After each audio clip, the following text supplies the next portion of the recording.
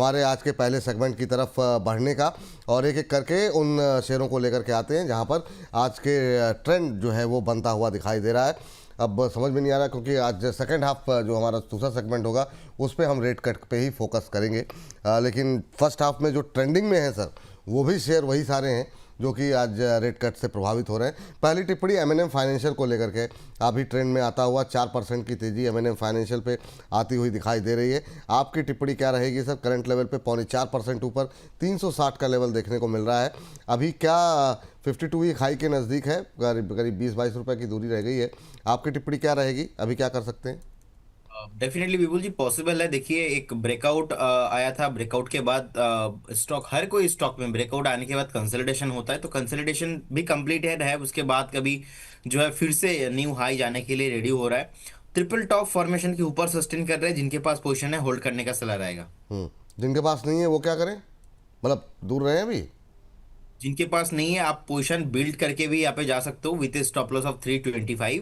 320 में आपको एक स्टॉप लॉस मेंटेन करना चाहिए और आप बने रहिए। मुझे लगता है कि 430 से लेके 440 का एक जो टारगेट निकल के आ रहा है वो आने वाला दिनों में आपको आते हुए दिखाई देंगे। चलिए, ये बात तमन्ना फाइनेंशियल को लेकर के निकल के आ रही है, यहाँ पे रख सकते हैं नज़र। अगर आपके पास है तो होल्ड करें, नहीं है तो आप जो स्टॉप लॉस और टारगेट बताए गए हैं उसको ध्यान में रखते हुए आप नई खरीदारी भी कर सकते हैं। चलिए आगे बढ़ते हैं और अगली टिप्पणी की तरफ बढ़ते हैं। एक शेयर जो कि आज अच्छी तेज़ी में यहाँ पर दिखाई दे रहा है, अच्छी तेज़ी में नहीं, आज के गूगल के ट्रेंड में जो है शामिल है, और जिस पे खबर भी है सर, हिंदुस्तान कंस्ट्रक्शन, छोटी कंपनी लेकिन राइट इशू की खबर है और उसके बाद बुरी तरह टूटा है। 2 दिन पहले भी हम लोगों ने बात की थी जब इसके राइट इशू की बात हो रही थी। अब राइट इशू आया है तो 10% के आसपास की गिरावट सुबह से ही देखने को मिल रही है। आपकी टिप्पणी क्या रहेगी? अब जो है 20%, और बाप रे, मतलब अब क्या ही कहा जाए। सर कोई टिप्पणी रहेगी या फिर इसको अभी छोड़ना ही चाहेंगे आप? देखिए, डे लो से ना विपुल से रिकवरी थोड़ा आया है यहाँ पे। अभी 6% नीचे है काउंटर। और मुझे लगता है कि अगर किसी के पास है, आप देखिए यहाँ पे एक्चुअल में चार्ट में उतना पोटेंशियल कुछ है नहीं, तो इन्वेस्टमेंट जैसा या तो यहाँ पे आप बने रहेंगे नेक्स्ट 3-6 महीने पे कुछ मोमेंटम आएगा, मैं वो भी नहीं देख पा रहा हूँ। कहीं ना कहीं ट्रेंड में था, ओवरसोल्ड अभी भी सिचुएशन में है। हो सकता है कि आपको यहाँ पे थोड़ा बहुत पुल बैक भी देखने को मिले, लेकिन मुझे लगता है कि फ्रेश बाइंग तो अवॉइड ही करना चाहिए यहाँ पे। और अगर किसी के पास है बाय चांस, तो आपको 19.50 के आसपास का एक स्ट्रिक्टली स्टॉप लॉस मेंटेन करके इसको होल्ड करना है और बने रहना है। कभी भी हर एक उछाल में प्लान कीजिए इसको बेचना है। कभी भी ऊपर आता है 21-22 के आसपास, आपको उछाल में एग्जिट करने का प्लान ही ढूंढना चाहिए। काफ़ी तेज़ी के साथ बाजार फिसला है इस समय, 10 अंक नीचे निफ्टी। तो ये है कि मतलब 26,100 के ऊपर जो है, पिछली बार भी ये 2 बार से ऐसा हो रहा है। लेकिन अभी देखना होगा क्या खबर आई है, कोई खबर आई है कि नहीं आई है, या फिर जो लॉन्ग और शॉर्ट पोजीशन वाले हैं वो उनकी वजह से इस तरह की वॉलेटिलिटी देखने को मिल रही है। सर कोई कमेंट करना चाहेंगे क्या, जिस तरह की वॉलेटिलिटी देखने को मिल रही है? 20 पॉइंट नीचे, 6 पॉइंट ऊपर, कहाँ 26,113 से सीधे 26,000 के पास, काफ़ी वोल्टाइल दिखाई दे रहा है सर बाजार। सर, इवेंट के दिन में ऐसे होता ही है। जैसे जैसे इंटरप्रिटेशन आता है, इंटरप्रिटेशन आने के टाइम पे पुल बैक भी वहाँ पे आता है, तो सेंटिमेंटल रिएक्शन हमने देख लिया। और मैंने आपको यही इसीलिए मैंने बताया कि 59,500 इसके ऊपर अगर आधा घंटा 30 मिनट टिका रहता है तो फिर जाके मोमेंटम और थोड़ा हमें यहाँ पे एक्सपेक्टेशन कर रहे थे। लेकिन आधा घंटा तो सर छोड़िए, 15-20 मिनट भी यहाँ पे सस्टेन नहीं हो रहा है। सो कहीं ना कहीं ऊपर लोगों को अभी लग रहा था कि ये ऊपर चला आएगा, फिर से नीचे आ रहा है। तो ये आज का जो दिन है, फ्राइडे है, कल 2 दिन फिर से मार्केट बंद है, मल्टीपल ट्रिगर है। अब पुतिन साहब के साथ क्या क्या अब डील होने वाला है। सो कहीं ना कहीं जाके बहुत ही एक जियो पॉलिटिकल टेंशन है। ट्रेड डील नहीं हुआ है, अभी पुतिन साहब इंडिया में है। और अब डोनाल्ड ट्रंप के साथ हमको पता है कि मोदी जी का कितना बढ़िया रिलेशन एक टाइम पे था, थोड़ा बहुत रिलेशन खराब हुआ। अभी थोड़ा बहुत ट्रेड डील के टाइम पे फिर से पुतिन साहब यहाँ पे है। तो कहीं ना कहीं प्रेशर हर जगह से है। अब रेट कट के उम्मीद बहुत सारे लोग कर रहे थे, नहीं कर रहे थे, तो रेट कट हो गया, ठीक है, लेकिन रुपए की सस्टेनेबिलिटी चाहिए। ये थोड़ा बहुत मिड टू लॉन्ग टर्म में मुझे लगता है कि कहीं ना कहीं इसमें असर आपको दिखेंगे। लेकिन आज का बाजार हिसाब से देखेंगे, मुझे लगता है कि रेंज बाउंड ही रहने वाला है और सुपर हाई वॉलेटाइल रहने वाला है। तो जितना कम ट्रेड करेंगे उतना ही आपके लिए अच्छा होगा। रुपए का थोड़ा सा मामला है, मेन मसला वो है। 89.96 तक अभी गया था, और जो है लग रहा है फिर से 90 तोड़ने की तैयारी कर रहा है, तो वो एक कंसर्न है जिसकी वजह से मुझे लगता है जो अभी भी क्वाली आई है शायद वो उसकी वजह से हो सकती है, जिस तरीके से रुपये के अंदर फिलहाल के लिए मोमेंटम बनता हुआ दिखाई दे रहा है। श्रीराम फाइनेंस लेकर के आते हैं, 2% के आसपास की मजबूती। आपकी टिप्पणी सर श्रीराम फाइनेंस को लेकर के क्या रहेगी, अभी क्या करना चाहिए? देखिए, एक अच्छा खासा बाउंस बैक किया है स्टॉक ने, और कहीं ना कहीं मुझे लगता है कि जिनके पास पोजीशन है आप बने रहिए। ट्रेंडिंग स्टॉक है, ब्रेकआउट आया था, ब्रेकआउट के बाद चल रहा है। आपको बहुत जल्दी 880-900 का टारगेट आते हुए दिखाई देंगे। होल्ड कीजिए, बने रहिए। चलिए, होल्ड करने की सलाह यहाँ पर दी जा रही है आपको, और बने रहने की सलाह दी जा रही है। आज बड़े गंभीर, बहुत चिंतित लग रहे हैं सर, मतलब क्या गवर्नर साहब से खुश नहीं है क्या? कहा सर गंभीर लग रहा हूं नहीं नहीं, मैं? अरे मतलब लग रहा है सर आपके चेहरे पे तनाव जो है काफ़ी ज़्यादा, रात्रि में लग रहा है विश्राम करने का मौका मिला नहीं आपको। नहीं नहीं सर, मौका मिला है, मैं खुश भी हूँ, कुछ प्रॉब्लम नहीं है नहीं सर। चेहरे पे खुशी झलक नहीं रही है। चलिए, इस पर बातचीत करते रहेंगे, है ना, जो भाई देखना पड़ता है कहीं आपको मतलब कोई समस्या वमस्या ना हो। इस बीच एक शेयर जिस पर कि हम लोग लगातार ये 2-4 दिन से सर ये फिर से ट्रेंड में आता हुआ दिखाई दे रहा है, ओला, लेकिन चल नहीं रहा है, और काफ़ी लोगों की क्वेरीज भर भर के हमारे पास आ रही हैं। कोई संभावनाएं, कोई यहाँ पर भविष्य आपको क्या दिखाई दे रहा है? अब ये 35 पे आ गया है, अब जिन लोगों के पास है वो करें तो करें क्या? देखिए, मुझे लगता है कि हर एक उछाल में आपको बेच देना चाहिए, रखना नहीं चाहिए। और हम रखेंगे क्यों? कोई आप ट्रेंड या तो पुल बैक या तो बाउंस बैक, कोई बेस सस्टेन नहीं हो रहा है कहीं ना कहीं। तो ऐसे स्टॉक्स को मुझे लगता है कि पोर्टफोलियो से बाहर करना चाहिए, और आपको वेट नहीं करना चाहिए। क्लियर कट एग्जिट करने का सलाह रहेगा। ऑल टाइम लो के आसपास आ चुका है, अभी कैलकुलेशन करके देखेंगे लिस्टिंग के बाद नियर अबाउट मैं देख पा रहा हूँ 62% के आसपास का तो नीचे ही है। सो यहाँ से रिकवरी करना बहुत मुश्किल है। और मेरा व्यू यहाँ पे बहुत पहले से ही नेगेटिव था। आप देखेंगे 55 तक भी गया, तो रिसेंटली 60 तक भी गया था। कहीं ना कहीं मैंने कभी बाई कॉल दिया नहीं।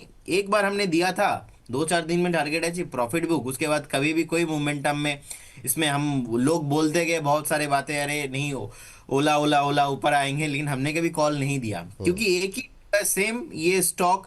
मैं नेगेटिव अभी हूं। कल को अगर सस्टेन होता है, थोड़ा बहुत टाइम हम देखेंगे, रिव्यू करेंगे।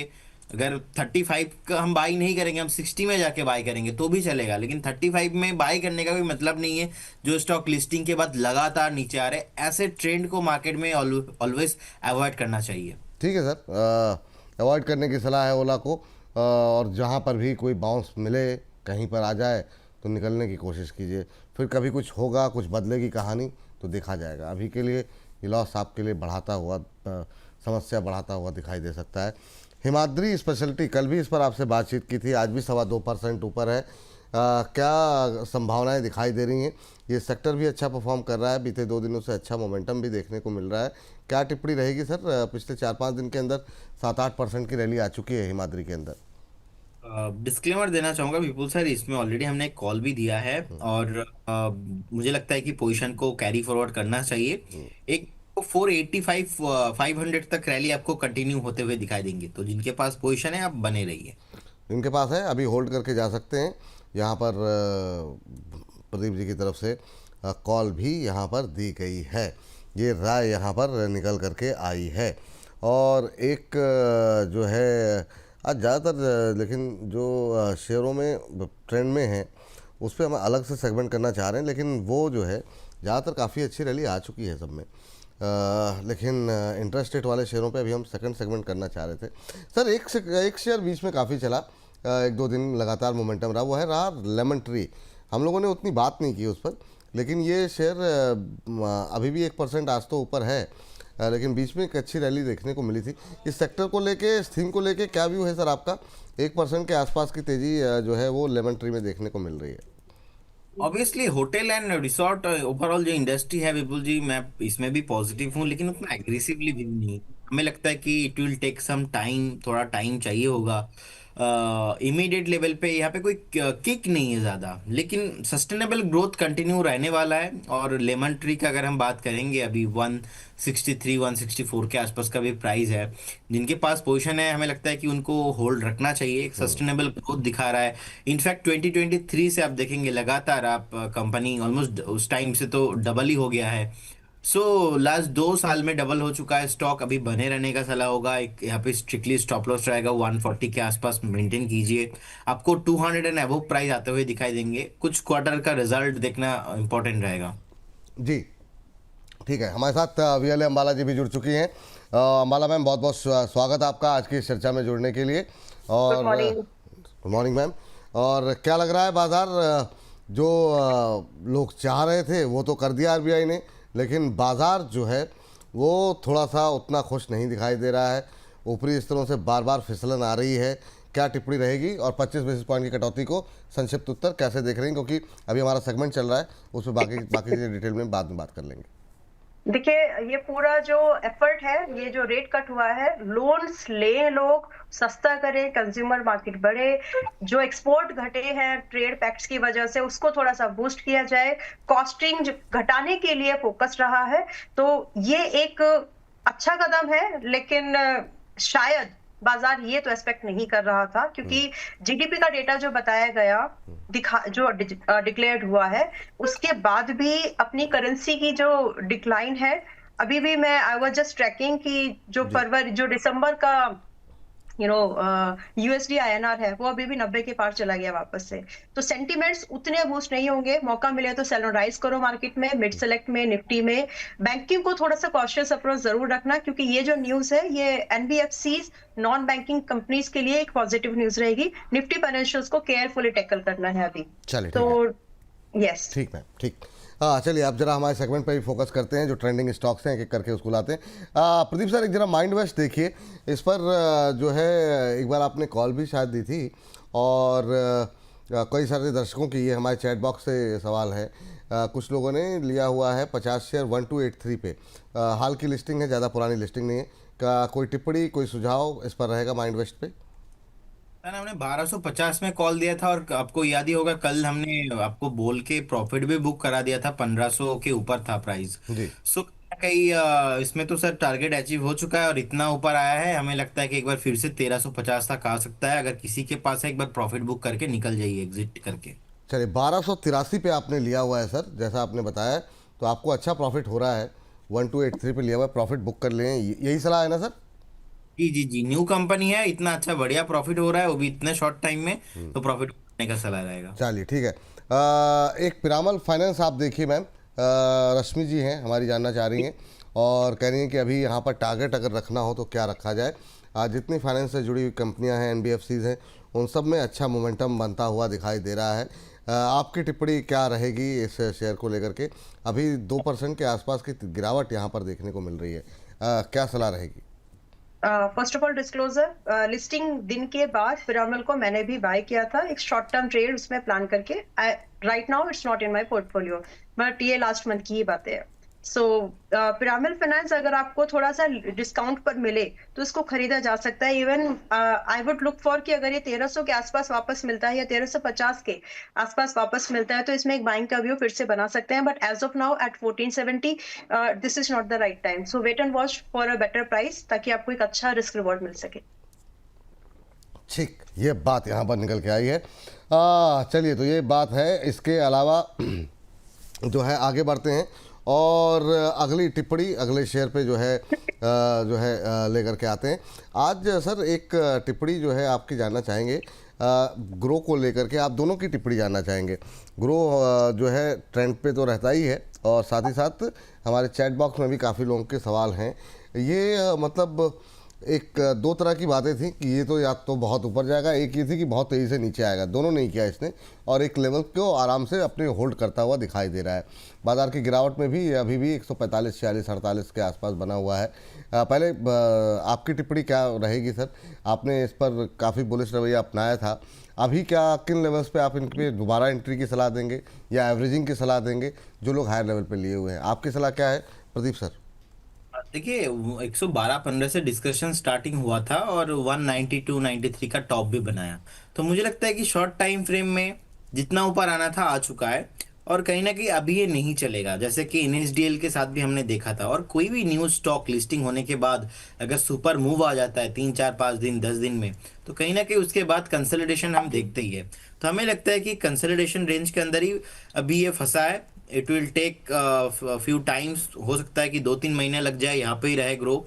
लेकिन अगर किसी का व्यू यहाँ पे है कि नहीं मुझे बाई करना चाहिए, तो आपको एज ए इन्वेस्टर सोचना चाहिए, नॉट एज ए ट्रेडर। और शॉर्ट टर्म व्यू यहाँ पे नहीं होगा। 115 रहेगा मेरे लिए स्टॉप लॉस। और 130 से 35 के आसपास कभी भी आता है तो मुझे लगता है कि आपको एक्यूमुलेशन करना चाहिए, अगर आप फ्रेश निवेश करना चाहते हो, नॉट एवरेजिंग। अगर आपने ऑलरेडी बाय किया तो एवरेज करने की जरूरत नहीं है। लेकिन 130 से लेके 135 के आसपास आपको फिर से बाइंग अपॉर्चुनिटी मिलेंगे। नहीं आता है तो नहीं बाई करेंगे, लेकिन अगर आता है तो देन मुझे लगता है कि वो एक आपके लिए फेयर वैल्यूएशन होगा। उस केस में आपको 15 का ही एक बार स्टॉप लॉस मेंटेन करना पड़ेगा 115 के आसपास। लॉन्ग टाइम में मेरा 200 एंड अबव 200 के ऊपर भी टारगेट रहेगा। लेकिन ये ओवर द टाइम के मैं बात कर रहा हूँ, आपको यहाँ पे एज ए इन्वेस्टर आना चाहिए, नॉट एज ए ट्रेडर जी। हाँ चलिए, तो मैम अम्बाला जी आपकी टिप्पणी क्या रहेगी ग्रो को लेकर के, अभी क्या करना चाहिए ग्रो पे? हाँ देखिए, ग्रो में अगर फिलहाल इन्वेस्टमेंट ट्रेडिंग का प्लान कर भी रहे हैं तो पहली बात तो कि आई वुड लाइक टू से अगेन कि हमने इसको 100 से 120 की रेंज में इसको कवरेज दी थी, और उसके बाद ये अच्छा खासा गया है, 2 टारगेट्स हिट हो भी गए हैं। बट फ्रेश बाइंग के लिए अगर आप एक स्टॉप लॉस ध्यान में रख करके चल सकते हैं, then you can play it with. तो 120 रुपए का स्टॉप लॉस रखो, 150 के आसपास अभी चल रहा है, बाय कर सकते हैं। टारगेट एक्सपेक्टेशन रखिए 175 से लेकर के 190। तो ये शॉर्ट टर्म का trade you can plan with a strict stop loss. बाकी अगर इन्वेस्टिंग के लायक इसको देख रहे हैं तो ये बुरा नहीं है। हालांकि मार्केट में कुछ कंपनीज अभी ऐसी हैं जो इसी के आसपास के भाव पर आपको मिल जाएगी, तो but grow is better than them. तो ग्रो में इन्वेस्टमेंट का बेटर अपॉर्चुनिटी है रादर कि हम एंजल वन वगैरह को देखें। चलिए, ये बात यहाँ पर निकल करके आई है। अच्छा जी कुछ कह रहे हैं सर आप? अच्छा मुझे लगा नहीं, कोई आवाज़ आई है जी। चलिए जरा सर, ये इस पर तो बातचीत करते ही रहेंगे हम लोग, लेकिन चूंकि आज एक और महत्वपूर्ण विषय है, और वो है पुतिन साहब की जो मुलाकातें हैं, आज सबकी निगाहें लगी हुई हैं किस तरह के समझौते होते हैं। कोई टिप्पणी रहेगी क्या सर डिफेंस को लेकर के? अभी के लिहाज से कहीं कुछ मोमेंटम हो सकता है? आपको लगता है कि ये इवेंट गुजर जाए इससे कोई ख़ास फर्क पड़ता नहीं है? मैं आपकी राय बीईएल को लेकर के जानना चाहूँगा, और मैम आपकी राय बीडीएल को लेकर के कि क्या और पुतिन साहब के दौरे का कोई असर रहेगा नहीं रहेगा, ये या फिर ये एक नॉन इवेंट रहेगा? हालांकि अब तक का जो इतिहास रहा है उसमें जो है स्क्रीन पर आप देख ही सकते हैं, और प्रदीप जी तो पहले से ही अध्ययन कर रहे हैं इस बात का कि जब जब पुतिन साहब आए हैं तब तक गिरा है बाज़ार, और पिछली बार 2021 में 3.5% टूटा था। प्रदीप सर क्या व्यू है आपका? डेफिनेटली विपुल जी, मेरा व्यू ना डिफेंस को लेके पॉजिटिव है। और मुझे लगता है कि ऑब्वियसली पुतिन साहब आए, डिफेंस में कुछ डील भी होने वाला है, ऐसा मार्केट में खबर ऑलरेडी है। तो देखिए डिफेंस में इतना ज़्यादा हलचल इस टाइम पे नहीं दिखाई दे रहा है, और मुझे जितना समझ में आ रहा है कि पुतिन साहब आएंगे, डील हो रहा है, इसके वजह से तुरंत मैं पैसा लगा दूंगा और स्टॉक मार्केट से बहुत पैसा हो जाएगा, ऐसा कोई सीन नहीं होने वाला। अगर कुछ मार्केट उस चीज पे रिएक्ट करता है जो मार्केट को पता नहीं होता है, मार्केट के लिए अनएक्सपेक्टेड चीज रहता है। मार्केट को पता है कि पुतिन साहब आने वाले, आ गए हैं और डील होने वाला है। सो कहीं ना कहीं मैं ज्यादा कंफर्टेबल रहूंगा कि और थोड़ा डीप कभी भी मिलता है बीएल को, जैसे कि अभी 407 के आसपास ऑलरेडी हमने 375 में बाई कॉल दिया है। तो अगेन अगर 400 के नीचे कभी भी भाव जाता है, मुझे लगता है कि आपको बाई करना चाहिए फ्रेश इन्वेस्टर्स के लिए। बाकी अगर किसी के पास है, बने रहिए, आपको 440 और जैसे कि मेरा 540 का दोनों टारगेट था शॉर्ट टू मीडियम टर्म में, वो भी आपको आते हुए दिखाई देंगे। लेकिन नॉट स्पेसिफिक इस दिस इवेंट के लिए आपको प्लान करना चाहिए बाइंग के लिए, ऐसा नहीं सोच रखना चाहिए जी। इवेंट को ध्यान में रख के मत खरीदिए। हाँ, लेकिन गिरावट अगर बढ़ती है, नीचे आता है, तो यहाँ पर पोजीशन बनाई जा सकती है, ये राय है यहाँ पर। माला मैम, डिफेंस में आपकी कोई पिक या कोई टिप्पणी, और ख़ास तौर से पुतिन साहब के दौरे को ध्यान में रखते हुए संक्षिप्त टिप्पणी जी। देखिए फिलहाल बीएल जो है लगभग 1522 के आसपास है, इसको खरीदा जा सकता है। स्टॉप लॉस मेंटेन करेंगे हम यहाँ पर 1370 का, एंड टारगेट की एक्सपेक्टेशन रखेंगे 1650 से लेकर के 100 की। ये स्टॉक मैं इसलिए रिकमेंड नहीं कर रही हूँ कि यहाँ पर एक रशिया के प्रेसिडेंट पर है, नॉट बिकॉज ऑफ दैट। इसका इम्पैक्ट जैसे कि ऑलरेडी प्रदीप जी ने बोला है कि न्यूज होने के बाद जो रिएक्शन मार्केट में होता है, अगर उससे कोई फंडामेंटल चेंज हो रहा है लंबे समय तक जाता है, लेकिन अगर कोई इवेंट है, शॉर्ट टर्म इवेंट है, तो प्राइस वो ऑलरेडी उसको डाइजेस्ट कर चुका है, दैट्स ऑलरेडी इन प्राइस। तो फिलहाल उसका इफेक्ट यहाँ पर कुछ देखने वाला नहीं है। बीडीएल लॉन्ग टर्म इन्वेस्टमेंट के हिसाब बेटर प्राइस पर खरीद सकते हैं, इसलिए मैं इसको यहाँ पर एक बार रिकमेंड करना चाहूंगी। और आज समय में ये फेयर क्वेश्चन, क्योंकि कंपनी में बढ़िया प्रॉफिट है। यस, इट्स सेंसिटिव टू इस सेक्टर, लगभग 1 एक्सपेंसिव है, लेकिन प्राइस कंपनी में प्रॉफिट है, ऑर्डर बुक बहुत रॉन्ग है, तो इसकी वजह से ये चल सकता है। चलिए, ये बात यहाँ पर इसको लेकर के निकल के आई है। और इस बीच अगली टिप्पणी जो है फटाफट लेते हैं। और आईटीसी होटल्स जो है एक और ऐसी कंपनी जो कि आज के गूगल के ट्रेंड में शामिल, उस पर भी एक सरसरी निगाह डाल लेते हैं कि आखिर में ये क्या रुझान देखने को मिल रहा है। हालांकि डाउन है, 0.25% के आसपास की गिरावट। प्रदीप सर जरा देखिए, ये सेक्टर से उम्मीदें काफ़ी थी, चला नहीं है ये पूरा सेक्टर जो है। आज एक बड़ी खबर भी है, यहाँ पर ब्लॉक डील हुई है और 3,856 करोड़ रुपए में करीब 18.75 करोड़ शेयरों की ब्लॉक डील यहाँ पर होती हुई दिखाई दी है। बैट ने जो है अपनी सब्सिडरी के जरिए करीब 7% स्टेक बेचा है, और वहाँ से अगर हम देखें तो इंट्राडे लेवल पे से थोड़ी बहुत रिकवरी तो है, हालांकि एक आध ही रुपये की रिकवरी है, लेकिन इस समय 0.25% के आसपास की गिरावट देखने को मिल रही है। क्या टिप्पणी रहेगी सर? 205 रुपये 65 पैसे के भाव पर जो है ये पूरी ब्लॉक डील होती हुई दिखाई दी है। लास्ट क्लोजिंग से जो है करीब 1% डिस्काउंट पर जो है ये क्लोजिंग होती हुई दिखाई दी है। इस पर लॉक इन पीरियड जो है वो 60 दिन का है। आपकी टिप्पणी? सर देखिए, जिनके पास पोजीशन है मुझे लगता है कि आप बने रह सकते हो, लेकिन फ्रेश बाय अभी नहीं करना चाहिए। ओवरऑल स्टॉक ने एक टॉप बना के नीचे आ रहा है, तो हमें एक बार वेट करना चाहिए आपको। और भी आई थिंक 195 190 के आसपास भी प्राइस मिल सकता है, तो बने रहिए जिनके पास है। अगर आप 185 180 देख सकते हो, ऐसा माइंडसेट है तो। लेकिन फ्रेश बाय तो यहाँ पे अभी हिम्मत नहीं हो रहा है। इनफैक्ट ट्रेंड जो है वो परमिट नहीं कर रहा है यहाँ पे फ्रेश बाय करना। सो कहीं ना कहीं मेरे को लगता है कि 190 185 ऑन द वे। चलिए, ये बात यहाँ पर निकल के आई है। और इसी के साथ इस जो है सेगमेंट को समाप्ति का वक्त तो हो रहा है, लेकिन एक आध टिप्पणी सोच रहे हैं कि इसमें जो है अपने दर्शकों की शामिल कर लें, क्योंकि बड़ी संख्या में जो है लोगों के नंबर्स भी सवालों के आ रहे हैं। और धोनी द बॉस, धोनी, विराट कोहली, मतलब कहाँ कहाँ से आईडी बना बना करके आदमी कंफ्यूज है कि धोनी जी खुद सवाल पूछ रहे हैं, एक दिन रावण जी सवाल पूछते हैं। मतलब अद्भुत है। मैम जरा सुजलॉन देखिए ना, काफ़ी जो है लोगों की क्वेरीज हैं। कोई टिप्पणी अगर आप करना चाहें तो कर लीजिए। और एक आपके पास पारस डिफेंस पे आप बात करती हैं, तो विनोद कोठारी साहब हैं, वो भी जानना चाह रहे हैं, तो थोड़ी सी टिप्पणी इस पे हो जाए। फिर जो है एक बार फिर से जो है आरबीआई के रेट कट पे एक और सेगमेंट प्लान कर रहे हैं, तो वो हम उस पर बातचीत करेंगे। लेकिन पहले इन दो शेयरों पे फटाफट टिप्पणी आपकी। देखिए, सुजलॉन इन्वेस्टिंग के लिए ही ठीक है। 50-51 की रेंज में आ गया है, जिसको इन्वेस्टिंग के लिए खरीदना है धीरे धीरे करके एक ग्रेजुअल मोड पर खरीदारी शुरू कर सकते हैं। ये मेरा एक ओपिनियन है इन्वेस्टर्स के लिए। ट्रेडर्स आप अभी भी दूर रहो, क्योंकि आप इसकी जो वॉलेटिलिटी है, जो इसमें एक स्लो मूव है, आप उसको शायद मैनेज नहीं कर पाएंगे।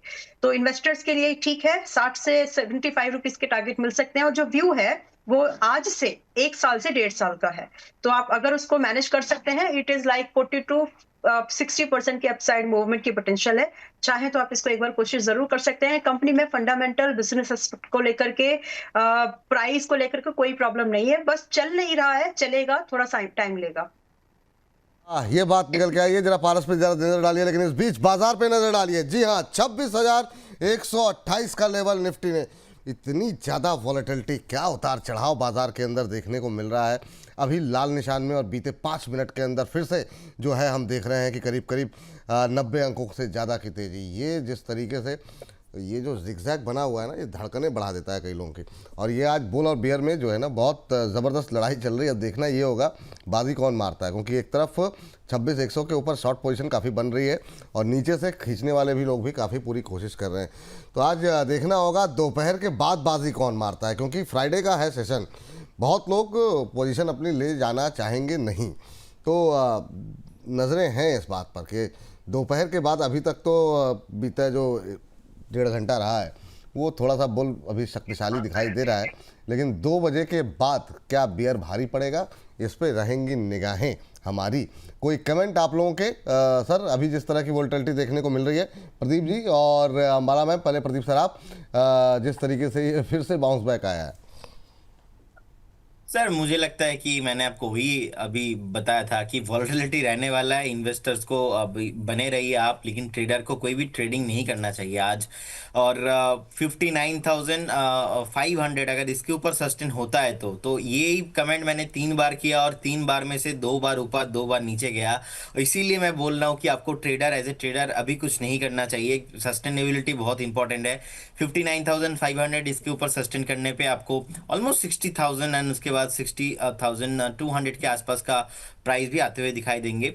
और निफ्टी बैंक अगर हम देखेंगे 26,150 लास्ट 3 से 4 दिन क्रॉस नहीं हो पा रहा था। 150 का जोन क्रॉस होने पे नेक्स्ट आपको 26,350 400 का प्राइस आते हुए दिखाई देंगे। Overall mid to long term market में आउटलुक पॉजिटिव है, लेकिन इंटरडे या तो कोई एसटीबीटी बीटीएसटी नहीं करना चाहिए, अवॉइड करना चाहिए ऐसे इवेंट दिनों में।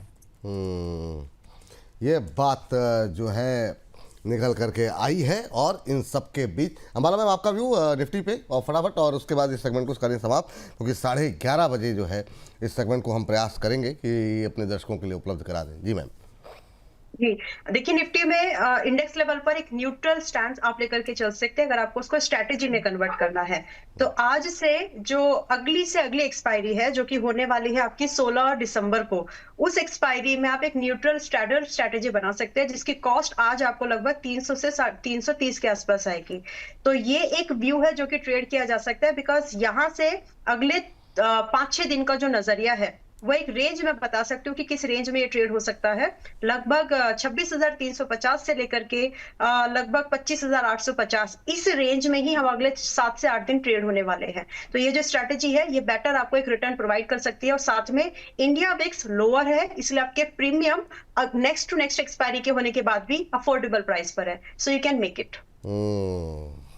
तो अभी क्या करें, मतलब ये अगर कोई कॉल लेके जाए, क्या स्ट्रेटजी रहेगी? ऑप्शन की स्ट्रेटजी? नहीं, कॉल मत लीजिए। मैंने हेज ट्रेड सुझाया है जिसमें कि 26,100 का पुट है और 26,100 की कॉल है। इट्स अ सिंपल स्ट्रैडल एक ट्रेड है ये, जिसमें कि आपका 26,100 का जो पुट है वो अभी 112 रुपए पर चल रहा है और 26,100 का कॉल ऑप्शन जो है वो अभी 216 रुपए पर चल रहा है। तो यहाँ पर इसमें लगभग आपकी जो कॉस्ट है वो 330 रुपए की है। टोटल कंबाइंड टारगेट जो हम यहाँ पर देखेंगे वो 410 से लेकर के अप टू 600 तक देख सकते हैं। स्टॉप लॉस इसमें मेंटेन करना है 180 रुपए का नेट लॉस, 180 पॉइंट्स का नेट लॉस। तो ये स्ट्रेटेजी बहुत लाइकली है कि आप यहाँ पर इस मार्केट में जहां पर वोलेटिलिटी अनसर्टेनिटी ज्यादा है, एक न्यूट्रल स्टैंस को आप ट्रेड कर रहे हो। मैं यहाँ पर फिलहाल लॉन्ग पोजीशंस को कंफर्टेबल नहीं हूं और जिस तरह से प्राइस कट हुआ है तो वो सेंटीमेंट्स को बूस्ट करेगा, इसीलिए हम इस वोलेटिलिटी को हेज पोजीशन में कर सकते हैं।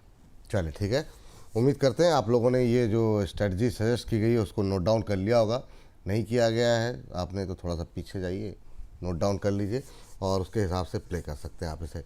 चलिए, और इसी सेगमेंट को अब यहाँ पर हम रोकते हैं और इस सेगमेंट को यहीं पर समाप्त करते हैं।